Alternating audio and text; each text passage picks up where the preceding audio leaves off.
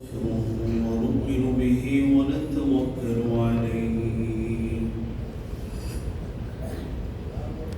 ونعوذ بالله من شرور أنفسنا ومن سيئات أعمالنا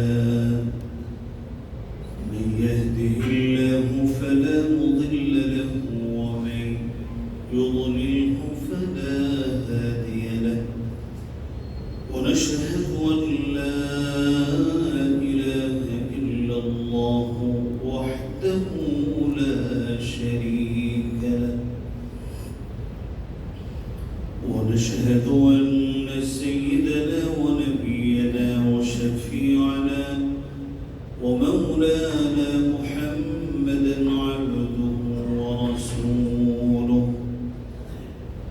أرسله بالحق بشيرا ونذيرا وداعيا إلى الله بإذنه وسراجا وقمرا منيرا أما بعد فقد قال الله تعالى في كلامه المجيد أعوذ بالله من الشيطان الرجيم بسم الله الرحمن الرحيم وذا النون إذ ذهب مغاضبا فظن أن لن نقدر عليه فنادى في الظلمات أن لا إله إلا أنت سبحانك إني كنت من الظالمين. وعن أنس رضي الله تعالى عنه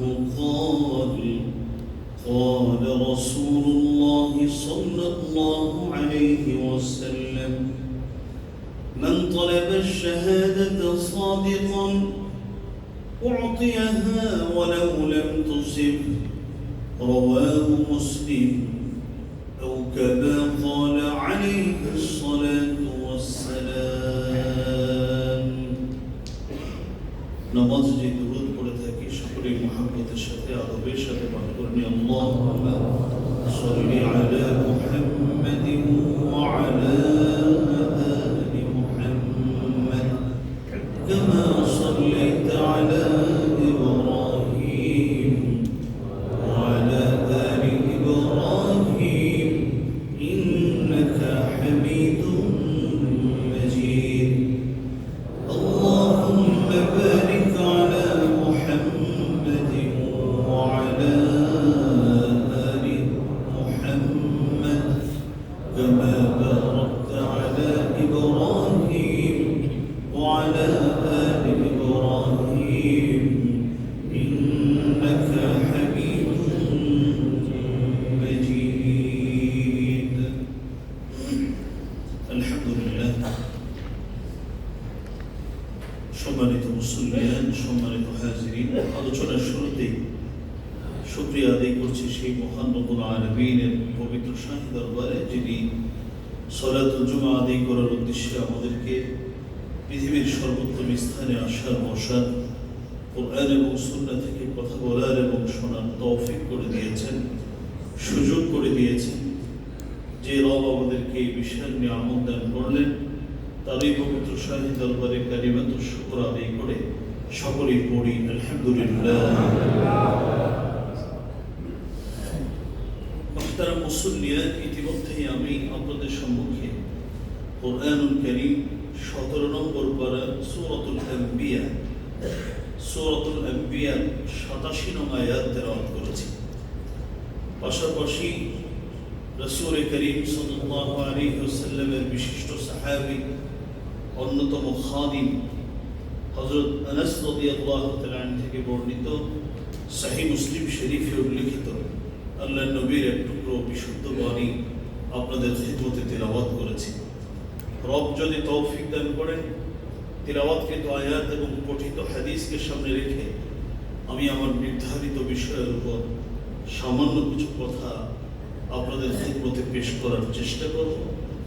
আলোচনার প্রারম্ভেই, আলোচনার শুরুতেই আসুন আমরা সকলেই মহান রব্বুল আলামিনের দরবারে দোয়া করি, আল্লাহ যেন উপকারী কথা, প্রয়োজনীয় কথা আমাকে ইখলাসের সাথে বলার এবং আপনাদেরকেও কথাগুলো প্রথমত নিজে আমল এবং পরবর্তীতে অন্যত্রে পৌঁছে দেওয়ার নিয়তে কথাগুলো শোনার তৌফিক দান করুন, আমিন।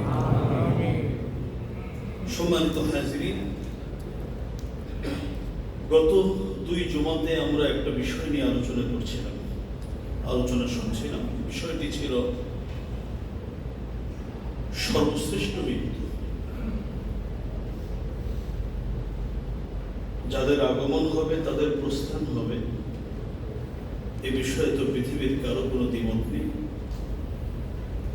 তবে শ্রেষ্ঠ মৃত্যু এটা সকলের ভাগ্যে জোটে না। তো আমি আপনাদের খেদমতে যে বিষয়টি নিয়ে আলোচনা করছিলাম, শ্রেষ্ঠ মৃত্যু কোনটি এবং কেন।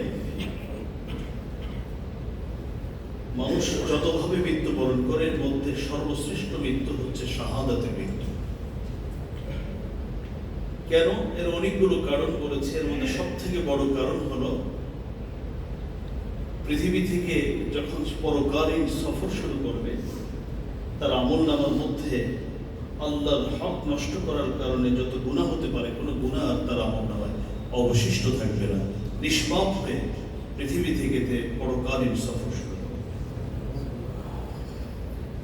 শুধু তাই নয়, কবরে তাকে প্রশ্ন করা হবে না, তার জন্য কবরের সুয়াল জবাব নেই। হাসরে তাকে কোনো ধরনের পেরেশানি পোহাতে হবে না, নিরাপদে নির্বিঘ্নে আল্লাহর জান্নাত পর্যন্ত চলে যাবে।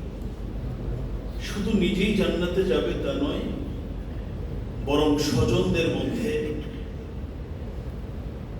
জাহান্নাম অবধারিত হয়ে গেছে এমন 70 জন গুনাহগার মুমিনকে সুপারিশ করে একজন শহীদ ব্যক্তি তাদেরও জান্নাতের ব্যবস্থা করতে পারে। এই জন্য শ্রেষ্ঠ মৃত্যু হলো শাহাদাতের মৃত্যু। গত জুমাতে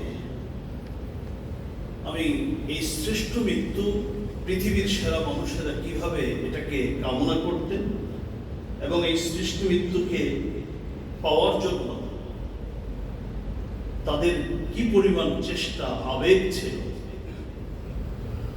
সে বিষয়ে আমি বিস্তারিত আলোচনা করার চেষ্টা করেছি। আজকে আমি 2টো বিষয় নিয়ে আপনাদের খিদমতে আলোচনা করতে চাই। প্রথম হলো, রণাঙ্গনের মৃত্যু সকলের ভাগ্যে জমবে না। সবাই যদি রণাঙ্গনে গিয়ে মৃত্যুবরণ করে তাহলে তো বিজয় আসবে। যেন আল্লাহ রাব্বুল আলামিন সকলকে রণাঙ্গনে কি দিবে না? মৃত্যু দিবে না। তবে রণাঙ্গনে না গিয়েও ওরকম যুদ্ধের প্রয়োজন হয়নি। আমার স্বাধীনতা কেউ নষ্ট করেনি, অথবা কোনো জালেম আমাদেরকে জুলুমের জালে হয়তো আবদ্ধ করেনি। এমন হতে পারে যে আমাদের জীবনে রণাঙ্গনের যুদ্ধ প্রয়োজন নাও হতে পারে, কিন্তু মুমিনকে আল্লাহ রাব্বুল আলামিন এবং রাসূল করিম সাল্লাল্লাহু আলাইহি ওয়াসাল্লাম এমন কিছু আমল শিখিয়ে দিয়েছেন যে তুমি এই আমলগুলো করতে থাকো। যদি রণাঙ্গনের মৃত্যু হয় তাহলে তো সর্বোচ্চ শহীদ হিসাবে তোমার নাম আল্লাহর দফতরে উঠে যাবে। কিন্তু রণাঙ্গনে যুদ্ধের সুযোগ যদি নাও আসে, তথাপিও আল্লাহ রাব্বুল আলামিন তোমার মৃত্যুটাকে শহীদি মৃত্যু হিসাবে গ্রহণ করে। সেই আমলগুলো কি কি আমি আপনাদের খেদমতে সংক্ষেপে আলোচনা করব। এবং এরপরে আরেকটা বিষয়, সেটা হলো মানুষ তার মৃত্যু অনেকভাবে হতে পারে, তবে কিছু কিছু মৃত্যু এমন আছে ওই মৃত্যুটাই তাকে শহীদি মর্যাদাতে ভূষিত করবে। প্রথমটা হলো আমল, যে আমলগুলো করলে আমাকে আপনাকে আল্লাহ রাব্বুল আলামিন শাহাদাতের মর্যাদা দান করবে।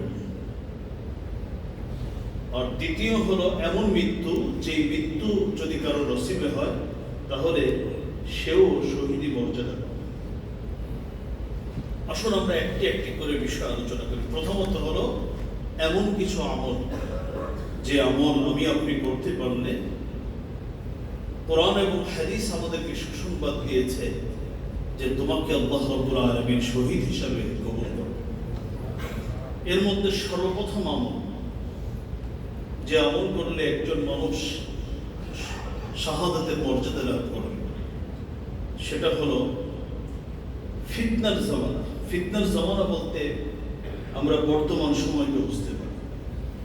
চতুর্দিকে অপরাধ, অন্যায়, পাপাচার এত বেশি, কি ঘরে, কি বাহিরে, কি বন্দরে, কি রোডঘাটে, এমনকি শিক্ষা প্রতিষ্ঠানে, মসজিদে পর্যন্ত অপরাধ ছেয়ে গেছে। এই জমানাটাকে হাদিসের ভাষায় বলা হয় জমানা সাবরে। মুআজামুল কবির এবং সহিহ আল জামি, ইমাম বুখারীর সহিহ আল জামি, এর মধ্যে একটি হাদিস বর্ণিত হয়েছে। হাদিসের বর্ণনাকারী হযরত আব্দুল্লাহ ইবনে মাসউদ রাদিয়াল্লাহু তাআলা।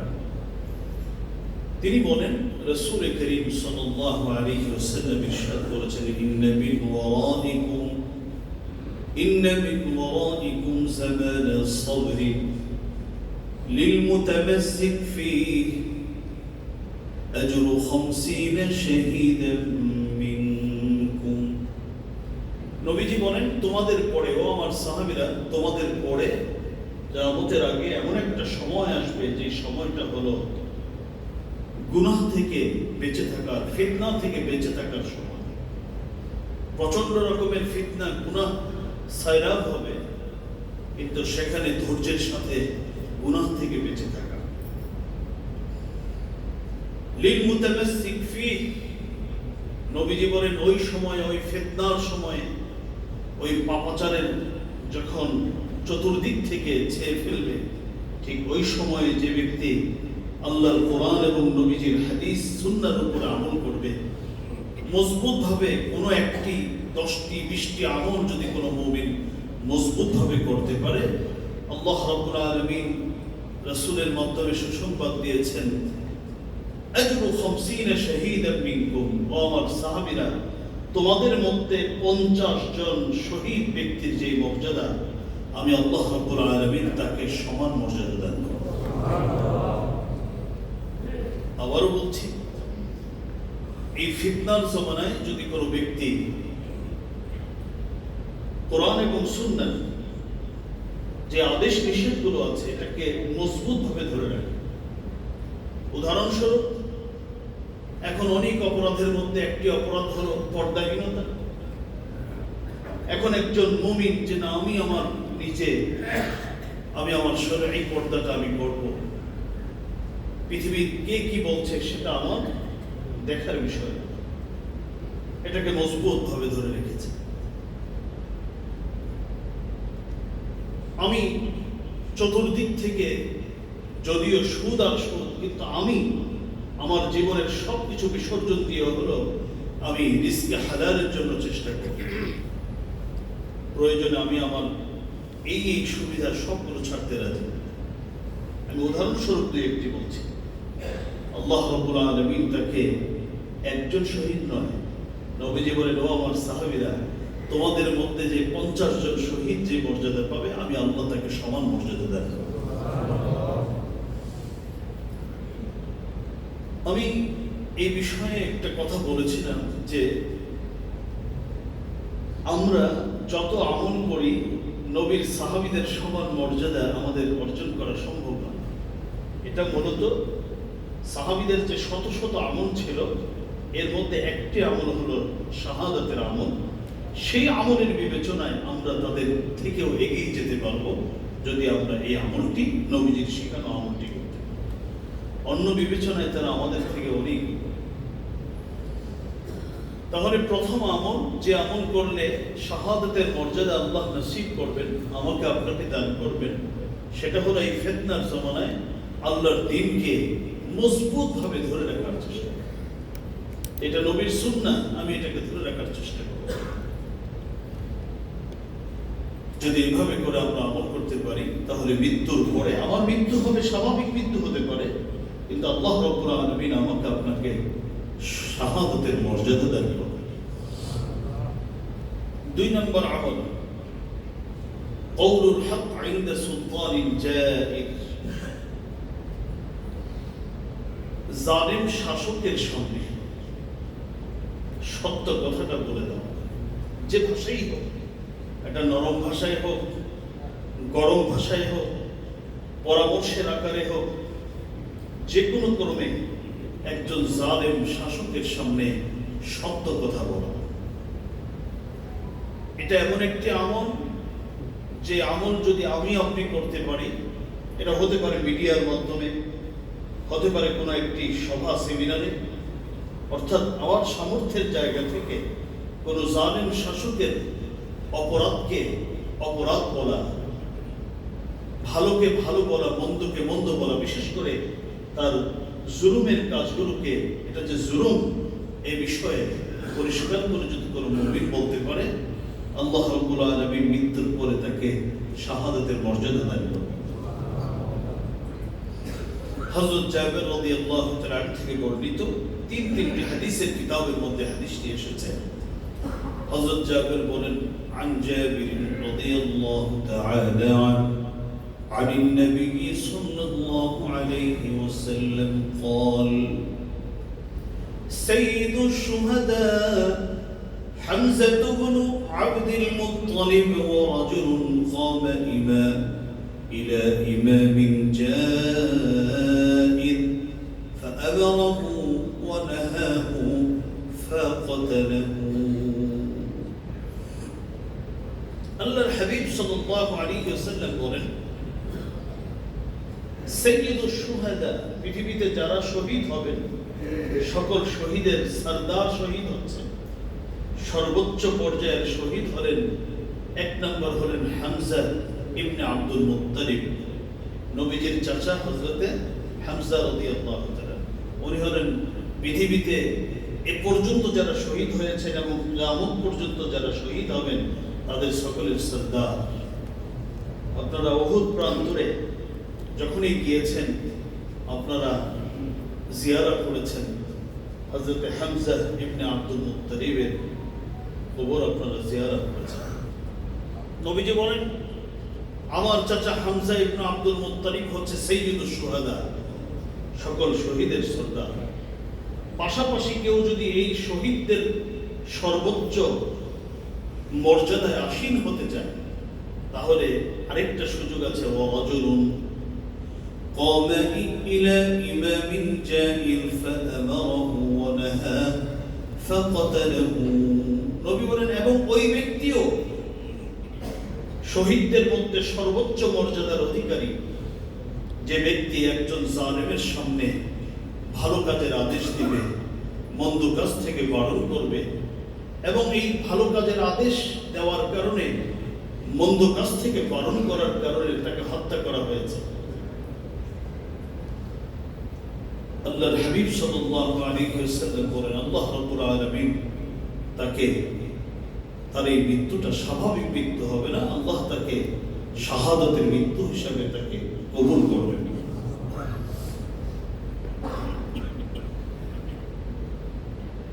মুস্তাদরাক হাকিম, সহিহ আত-তারগীব এবং মুআজামুল আওসাত, তিনটি হাদিসের কিতাবের মধ্যে এই বিশুদ্ধ হাদিসটি আপনারা পেয়ে যাবেন। অন্য হাদিসের মধ্যে এসেছে, হযরত তারিক ইবনে শিহাব তাবেঈ, তিনি বলেন যে নবীর এক সাহাবী নবীকে একদিন প্রশ্ন করলেন, আইয়ুল জিহাদ আফদল, ও নবীজি কোন জিহাদ শ্রেষ্ঠ জিহাদ? তো নবীজি উত্তরে বললেন, কালিমাতু হক ইনদা সুলতানিন জাইর, একজন জালিম শাসকের সামনে সত্য কথাটা অকপরে বলে দেওয়া, পরিষ্কার করে বলে দেওয়া, এটাই হলো সর্বোচ্চ জিহাদ। তিরমিজি, নাসাই শরীফের হাদিস। তাহলে আমরা 2 নম্বর আমল পেলাম, যদি কখনো আমার শাসক,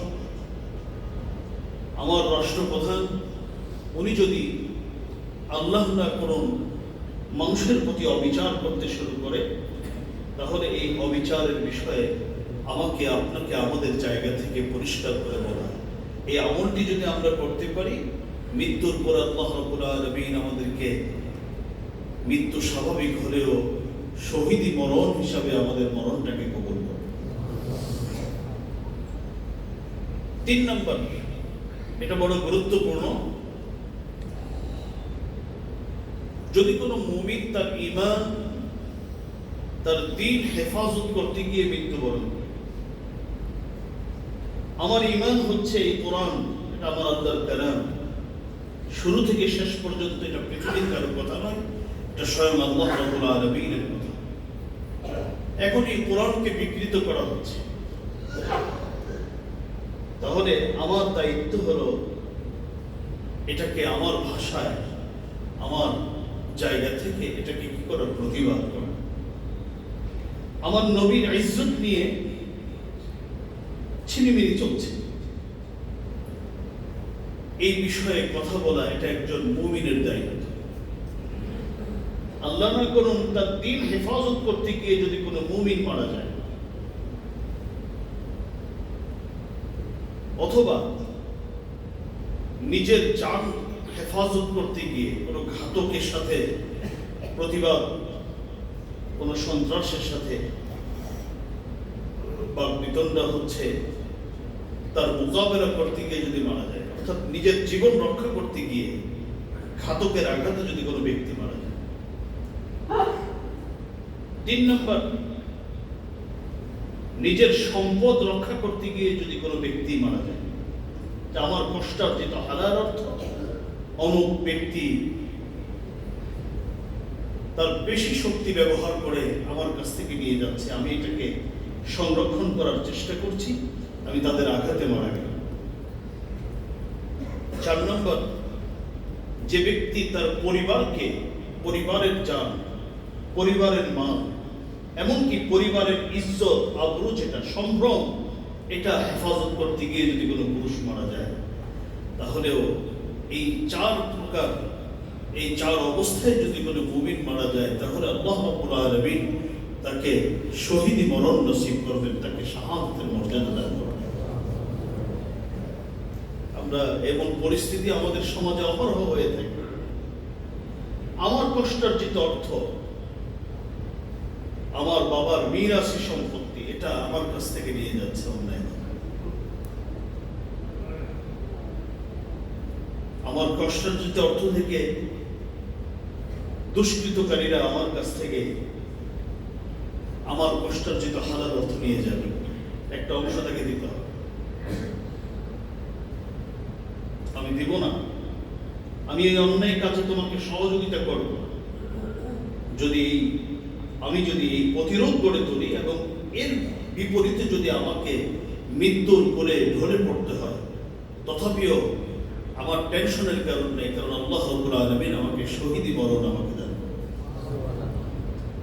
আমার সন্তান, আমার চোখের সামনে আমার বোনের ইজ্জত নষ্ট হচ্ছে,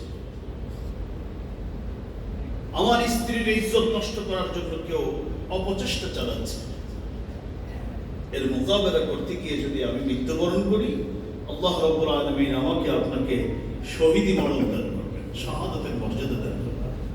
আসুন হাদিসে রাসূল কি বলছেন। আবু দাউদ এবং নাসাঈ শরীফের হাদিসের বর্ণনাকারী হযরত সাঈদ ইবনে যায়েদ রাদিয়াল্লাহু তাআলা। হযরত সাঈদ ইবনে যায়েদ বলেন, قال رسول الله صلى الله عليه وسلم من قتل دون دينه فهو شهيد ومن قتل دون دمه فهو شهيد ومن قتل دون ماله فهو شهيد ومن قتل دون أهله فهو شهيد. নবী বলেন, আল্লাহর হাবিব সাল্লাল্লাহু আলাইহি ওয়াসাল্লাম ইরশাদ করেছেন, যে ব্যক্তি তার দ্বীন হেফাজত করতে গিয়ে নিহত হল, প্রথম হলো দ্বীন, তার দ্বীন, তার ঈমান হেফাজত করতে গিয়ে শহীদ হলো, মৃত্যুবরণ করল। নবীজি বলেন ফাহুয়া শাহীদ, এই ব্যক্তিও আল্লাহর দফতরে শহীদ হিসাবে বিবেচিত হবে। 2 নম্বর, ওমান কুতিলা দুনা দামিহি ফাহুয়া শাহীদ, যে ব্যক্তি আত্মরক্ষা করতে গিয়ে মৃত্যুবরণ করল, এটা হতে পারে জালিম, হতে পারে চোর, হতে পারে ডাকাত, হতে পারে চাঁদাবাজ, যাই হোক, আমার আত্মরক্ষা করতে গিয়ে আমি মৃত্যুবরণ করলাম, আমি কাউকে মারতে গিয়ে নয়, আমি আমার জান হেফাজত করতে গিয়ে মৃত্যুবরণ করলাম, আল্লাহর হাবিব সাল্লাল্লাহু আলাইহি ওয়াসাল্লাম বলেন ফাহুয়া শাহীদ, সেও আল্লাহর দফতরে শহীদ হিসেবে বিবেচিত হবে। ওয়ামান কুতিলা দুনা মালিহি ফাহুয়া শাহীদ ওয়ামান কুতিলা দুনা আহলিহি ফাহুয়া শাহীদ। নবীজি বলেন যে ব্যক্তি তার সম্পদ রক্ষা করতে গিয়ে মৃত্যুবরণ করলো, সেও আল্লাহর দফতরে শহীদ। এবং সর্বশেষ, যে ব্যক্তি তার পরিবারকে হেফাজত করতে গিয়ে মৃত্যুবরণ করল, আল্লাহর নবী বলেন ফাহুয়া শাহীদ, সে ব্যক্তিও আল্লাহর দফতরে শহীদি মরণ তাকে আল্লাহ দান করবে। আবু দাউদ এবং নাসাঈ শরীফের হাদিস। তাহলে শুধু রণাঙ্গনে মৃত্যুবরণ করলি শহীদ, বিষয়টি এমন নয়। আমার দ্বীন হেফাজত করতে গিয়ে, আমার সম্পদ হেফাজত করতে গিয়ে, আমার পরিবারকে হেফাজত করতে গিয়ে যদি আমি মৃত্যুবরণ করি, তাহলে আল্লাহ রাব্বুল আলামিন আমার মৃত্যুটাকে শাহাদাতের মৃত্যুতে পরিবর্তন করে দেবেন। 4 নম্বর, আমরা বিভিন্ন সময় রোগে আক্রান্ত হই। রোগে আক্রান্ত হলেই আমাদের কাজ কি? আমরা চিকিৎসা গ্রহণ করি, এটা সুন্নাত। তবে অসুস্থতা সহ বিভিন্ন বিপদে পড়লে তিরমিজি শরীফের এক হাদিসে রাসূল করিম সাল্লাল্লাহু আলাইহি ওয়াসাল্লাম একটি আমল শিখিয়ে দিয়েছেন। বলেছেন, যে ব্যক্তি, যে মুসলিম একটা দোয়া পড়বে, লা ইলাহা ইল্লা আনতা সুবহানাক ইন্নী কুনতু মিনাজ জালিমিন, এই দোয়ায় ইউনুস, যেটা হযরত ইউনুস আলাইহিস সালাতু ওয়াস সালাম মাছের পেটে গিয়ে যে দোয়াটা করেছিলেন, নবীজি বলেন এই দোয়া যদি কেউ করে, ইল্লা ইস্তাজাবা আল্লাহু লাহু, আল্লাহ রাব্বুল আলামিন তার দোয়া অবশ্যই কবুল করবেন, অবশ্যই কবুল করবেন।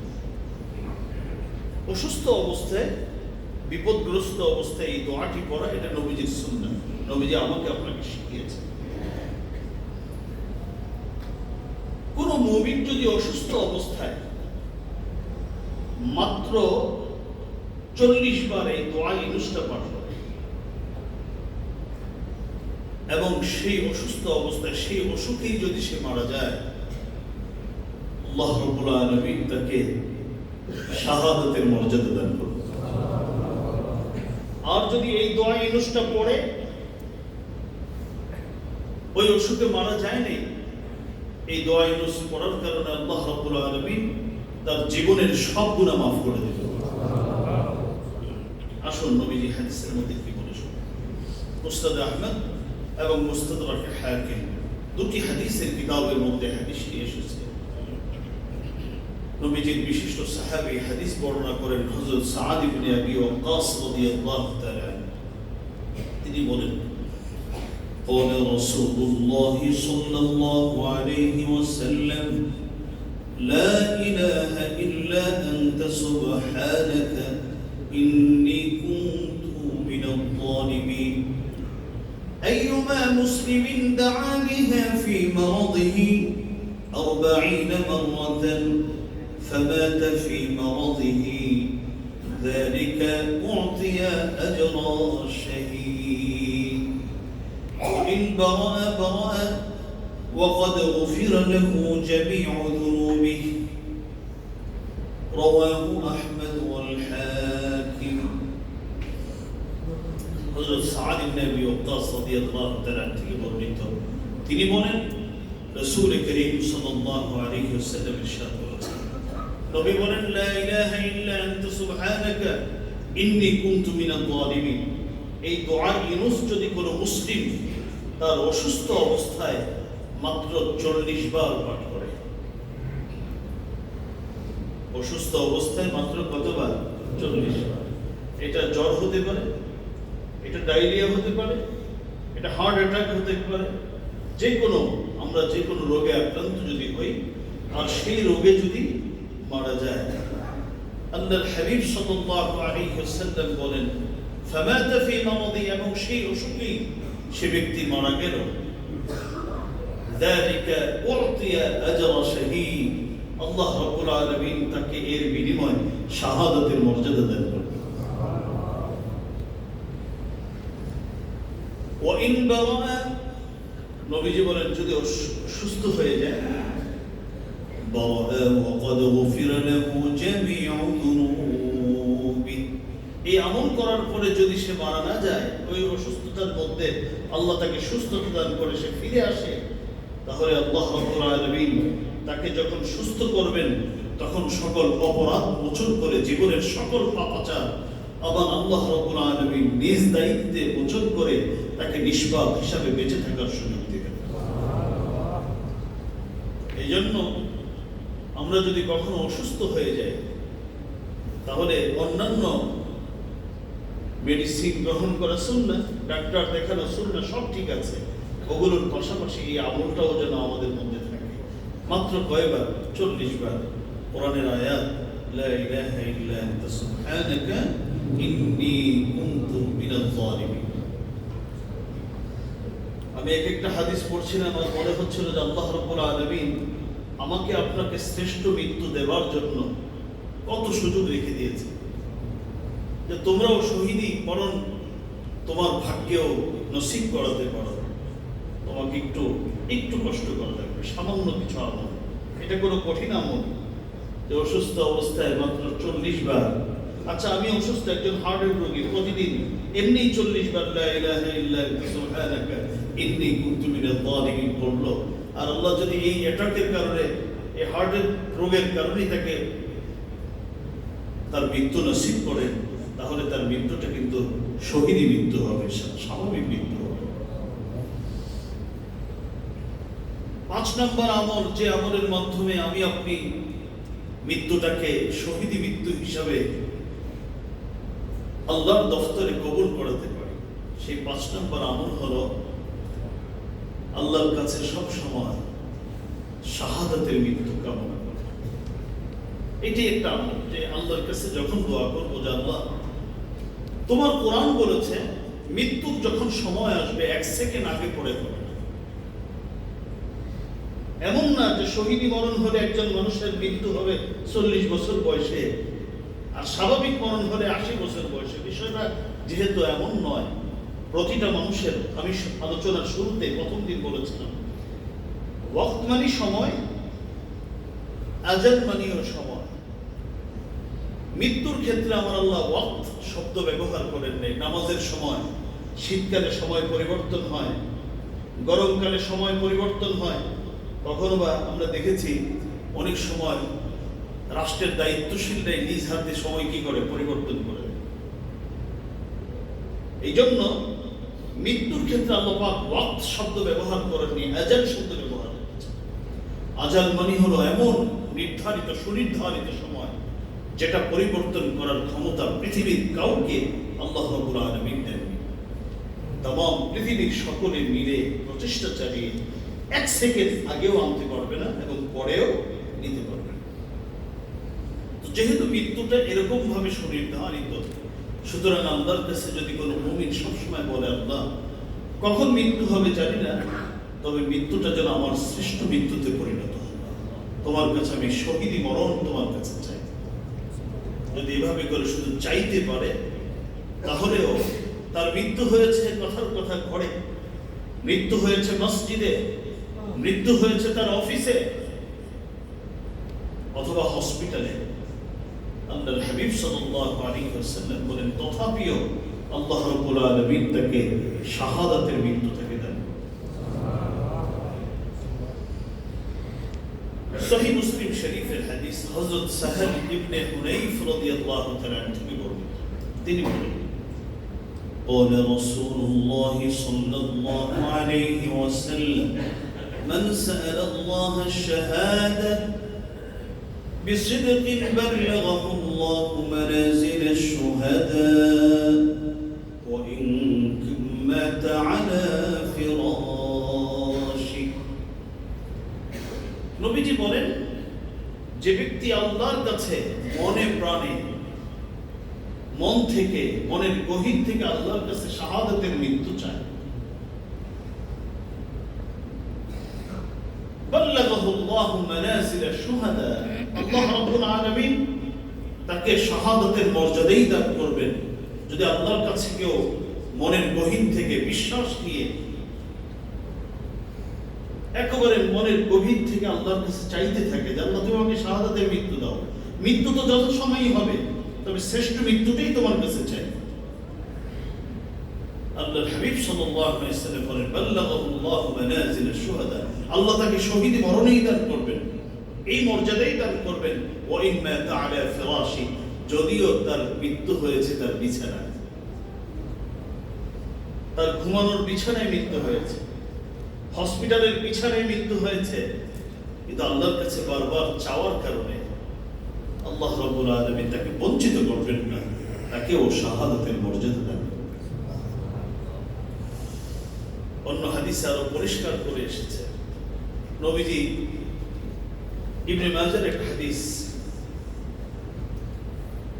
রাসূল করিম সাল্লাল্লাহু আলাইহি ওয়াসাল্লাম হযরত জাবির ইবনে আতিক থেকে বর্ণিত তিনি নবীজি তার এক সাহাবী হযরত আব্দুল্লাহ ইবনে সাবিত অসুস্থ তাকে দেখতে গেলেন নবীজি যখন গেলেন গিয়ে দেখেন যে সাহাবী হযরত আব্দুল্লাহ ইবনে সাবিত বেহুশ হয়ে পড়ে আছে মৃত্যুর কিছু সিম্পটম তার মধ্যে দেখা যাচ্ছে নবীজি খুব জোর আওয়াজে তাকে ডাকলেন এই আব্দুল্লাহ তুমি আমার কথা সাড়া দিচ্ছ না বারবার যখন ডাকলেন ডাকে আর সাড়া দেয় না এবার নবীজি বুঝতে পারলেন যে তিনি পৃথিবীর যে সফর এটা সমাপ্ত করে মৃত্যুর যে সফর পরকালীন সফর আরম্ভ করেছেন মৃত্যুবরণ করেছেন তিনি ইন্না লিল্লাহি ওয়া ইন্না ইলাইহি রাজিউন পড়লেন যখন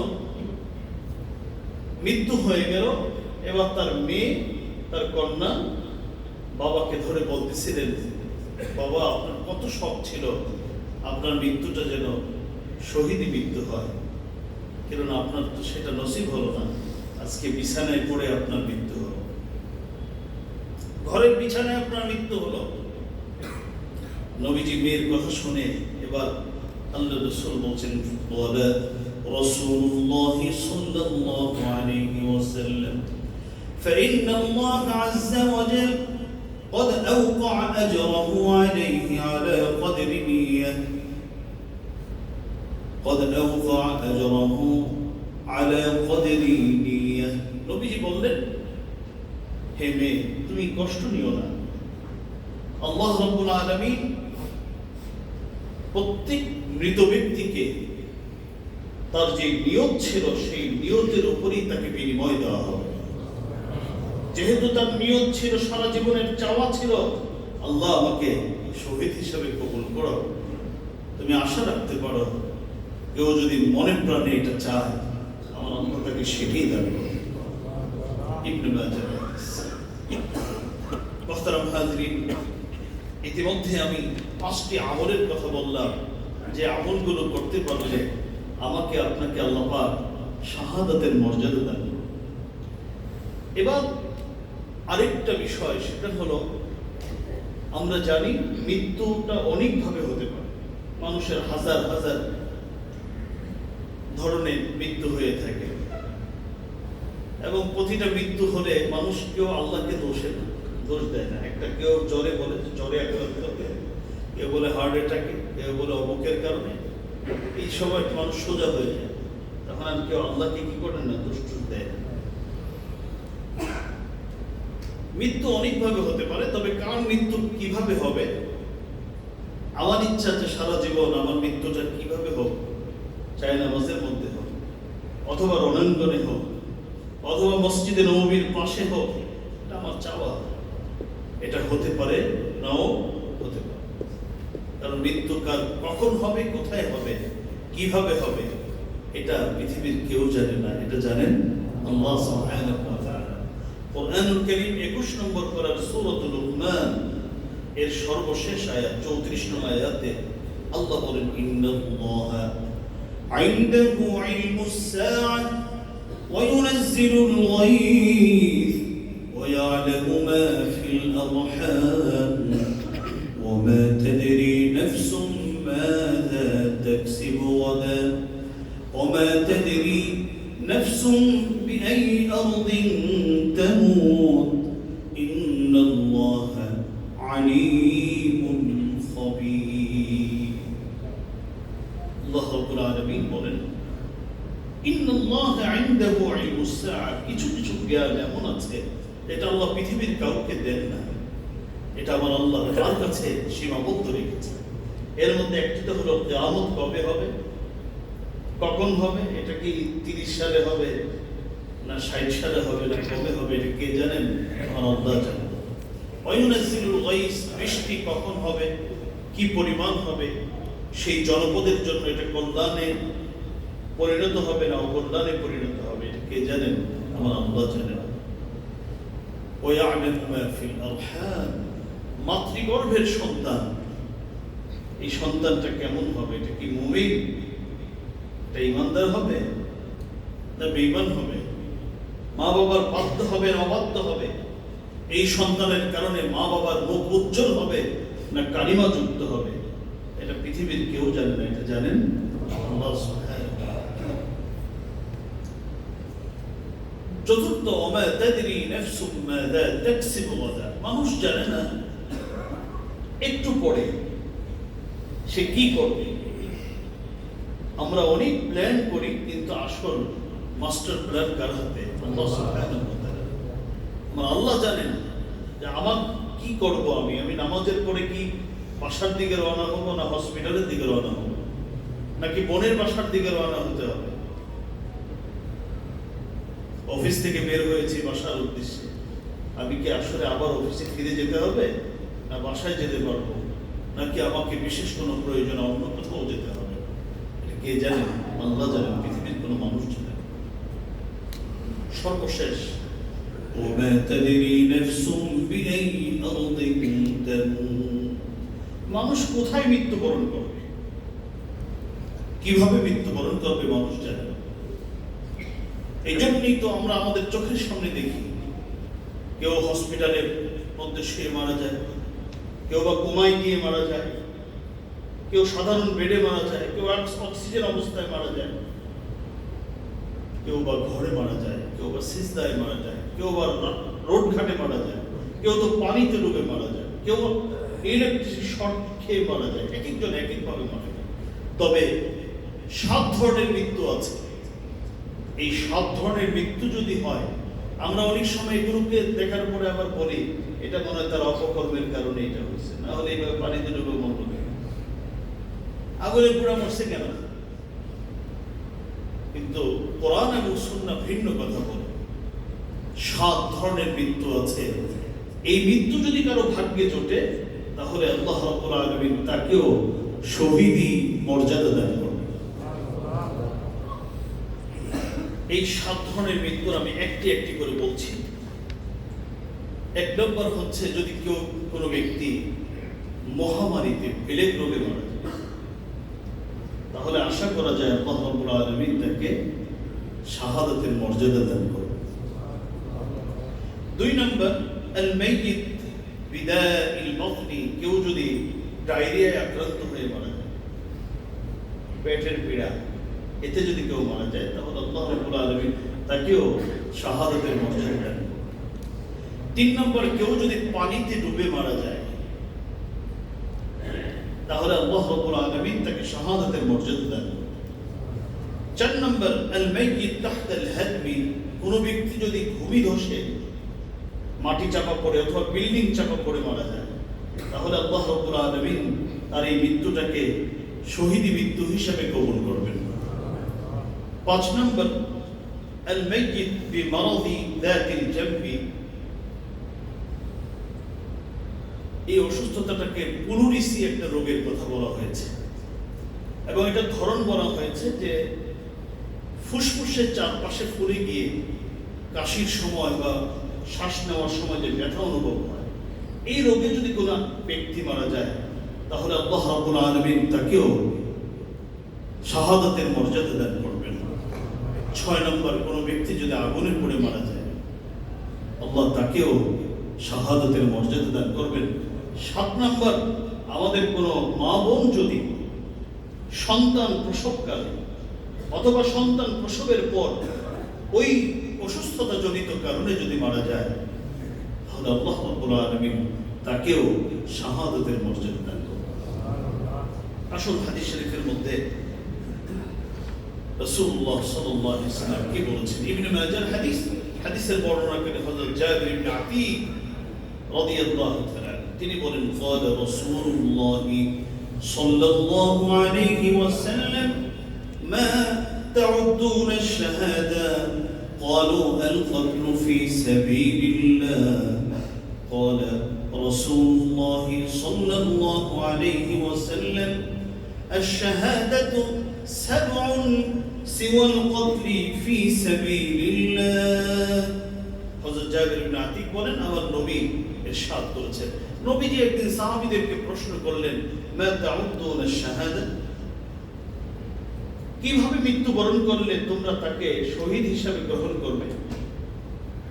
কাকে কাকে তোমাদের দৃষ্টিতে শহীদ মনে হয়? সাহাবায়ে কেরাম বলেন, ইয়া রাসূলুল্লাহ আল কতলু ফি সাবিলিল্লাহ, আল্লাহর রাস্তায় যদি আল্লাহর বিধান অনুযায়ী কেউ লড়াই করতে গিয়ে মারা যায় তাহলে সে ব্যক্তি শহীদ।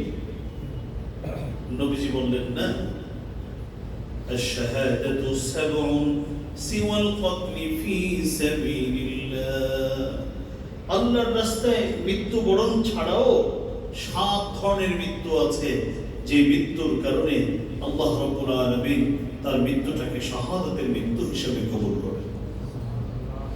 এর মধ্যে 1 নম্বর, আল মাতউন শাহীদুন ওয়াল মাবতুন শাহীদুন ওয়াল গরীব শাহীদুন ওয়া সাহিবুল হাদবি শাহীদুন ওয়া সাহিবু যাতিল জানবি শাহীদ ওয়া সাহিবুল হারাত শাহীদ ওয়াল বারআ তামুতু বিজুমইন শাহীদা রাওয়াহু ইবনু মাজাহ।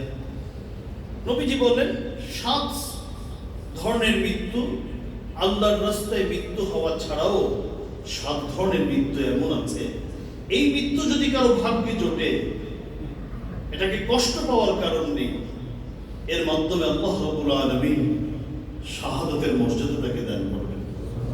এর মধ্যে 1 নম্বর হলো আল মাতউন শাহীদুন, নবীজি বলেন যারা প্লেগ রোগে মারা যায়, মহামারীতে মারা যায়, আশা করা যায় যারা কোভিডে আক্রান্ত হয়ে মারা গেছে, আশা করা যায় আল্লাহ তাদেরকেও হয়তো শাহাদাতের মর্যাদা দান করবেন, এগুলো মহামারীতে মারা গেছে। 2 নম্বর ওয়াল মাবতুন শাহীদুন, যারা পেটের রোগে আক্রান্ত হয়ে মারা যায় তারাও শহীদ। 3 নম্বর ওয়াল গরীক শাহীদ, যারা পানিতে ডুবে মারা যায় নবীজি বলেন তারাও শহীদ। 4 নম্বর যারা ভূমি ধসে বিল্ডিং ধসে মারা যায় তারাও শহীদ। 5 নম্বর ওয়া সাহিবু যাতিল জানবি, যারা ফুসফুসের রোগে আক্রান্ত হয়ে মারা যায়, প্লুরিসিতে আক্রান্ত হয়ে মারা যায়, সেও শহীদ।